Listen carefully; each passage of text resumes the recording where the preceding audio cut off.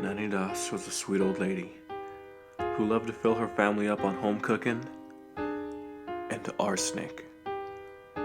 She began her silent murder spree at the age of 16 when she tried to poison her first husband. When she failed, she turned her murderous sights on two of her daughters. For the next 30 years, Doss would go on to allegedly kill four husbands: her mother, one of her mother-in-laws, her two sisters, and grandson, and a nephew. She was finally caught in 1954 when her fifth husband keeled over after drinking his morning coffee. The doctor who performed the autopsy found enough arsenic in his body to kill a horse and suspected foul play. In jail, she confessed to her killings and served a life sentence. This didn't even seem to faze her.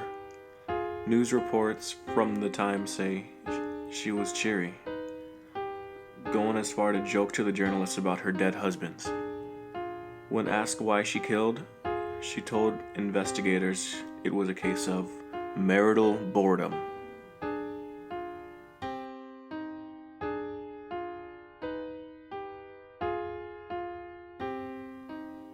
Tamara Samsonova, also known as the Granny Ripper, is a 68-year-old woman from Russia who confessed to killing 11 people over the span of 2 decades. Shortly after she was arrested, the police found Samsonova's diaries, which included the gruesome details of how she would murder, dismember, and eat some of her victims. As brutal as the details of her story are, her journal gives a fairly straightforward version of each of her crimes. I killed my tenant, Volodya, cut him to pieces in the bathroom with a knife, put the pieces of his body in a plastic bag, and threw them away in different parts of Frunzinsky district.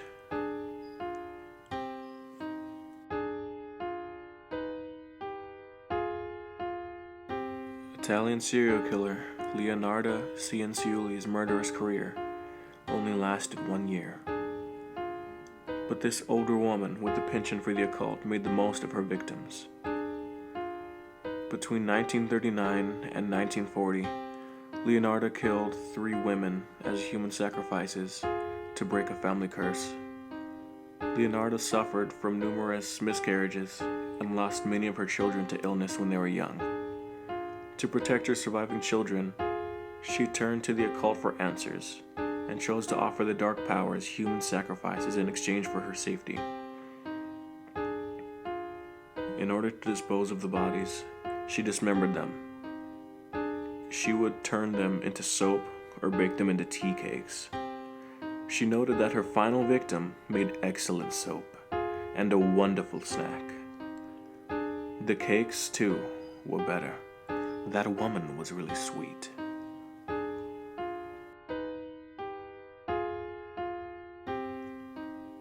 At the age of 64, sweet old Dorothea Puente was put on trial for murdering 9 people, including a former boyfriend.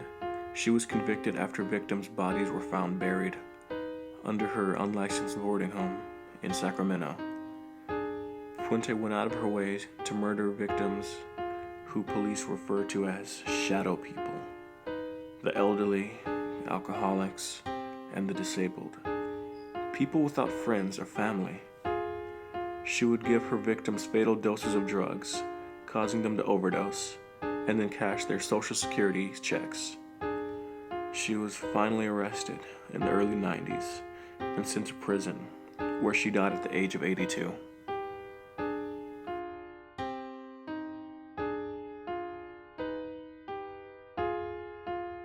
For 20 years, Amelia Dyer was said to have killed more than 400 infants while she was working as a baby farmer, someone who adopts children for a lump sum of money. It was common practice in Victorian England for older women to take in children for a fee. She offered her services to young mothers who were unwed or unable to take care of their own children. Initially, she would neglect the children until they died. But when that began to take too long, she started murdering them at the onset of their adoption in order to make more of a profit. Police were only able to pin one murder on her, but investigators found concrete evidence of 12 and 50 children. However, it's widely speculated she killed hundreds more.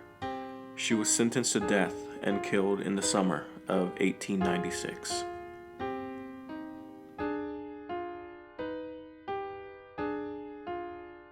Faye Copeland worked with her husband Ray to kill drifters who they would lure to their Missouri farm. Ray Copeland was a known fraud in his small Missouri town. When money was tight, he would pick up drifters to act as farmhands to commit cattle fraud. The drifters would buy cattle using bad checks, and then after the transaction was done, they would mysteriously disappear. That's because the couple would kill them and bury them in the farm. Faye even sewed a quilt from her victims' clothes. They were arrested after a former employee called a Crime Stoppers tip line in 1989. Both Faye and Ray Copeland were sentenced to death. Faye is the oldest woman to be put on death row. Her sentence was reduced on appeal, and she died in 2003 after having a stroke.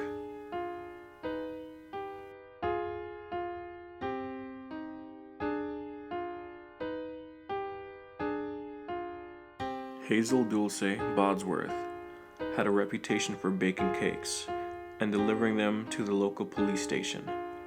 That's why it was such a huge surprise when it was later revealed she killed 3 men, including the father of her 4 children. Bodsworth, an Australian woman, had a penchant for staging her killings as accidents. Her first husband accidentally drowned. Another of her victims was tragically burned in a strange house fire. She even tried killing her son-in-law by shoving him into a hole, but he survived the attack. When she was finally caught by the police in 1964, she and her new husband were on their way to pick up their newly adopted son. She admitted everything and only had to go to prison for 14 years.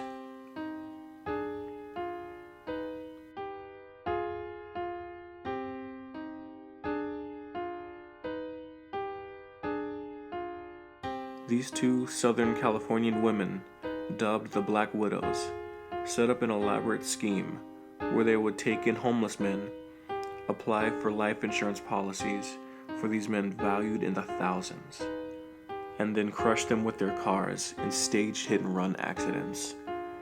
The ladies received $2.8 million in insurance payouts before their plot was unearthed. The 2 successfully killed 2 men, but were discovered after they botched a 3rd killing. They tried to convince a homeless man named Jimmy Covington to apply for an $800,000 life insurance policy. He became suspicious and fled. Goulet and Rutterschmidt were charged with 2 counts each of murder and conspiracy in the deaths of Kenneth McDavid and Paul Vados, and were sentenced to life in prison.